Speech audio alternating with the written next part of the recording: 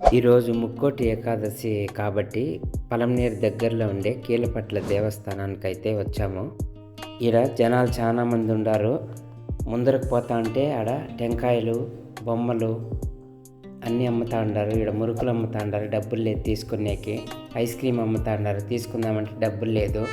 బొరుగులు అమ్ముతా ఉన్నారు, చూసుకొని వద్దులే అనేసి టెంకాయ తీసుకొని దేవుడి దర్శనానికి పోదామని ముందరకు పోతా ఉన్నాము. జనాలు జరగండా.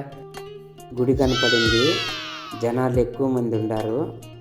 కర్పూరం వెలిగించి, సాంబ్రాణి కెడ్డీలు వెలిగించి, పసుపు కుంకుమ అక్కడేసి దేవుడికి దండం పెట్టుకొని టెంకాయ కొట్టి పై చిప్ప అక్కడే పెట్టేసి ఒక చిప్ప మాత్రం తీసుకొని అయ్యో తీర్థాలు తాగుదామంటే అంతా నేలపాలైంది. దర్శనానికి అయితే లోపలికి పోతా ఉన్నాము.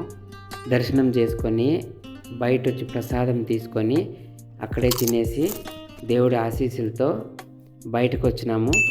సబ్స్క్రైబ్ చేసుకోండి ఫ్రెండ్స్.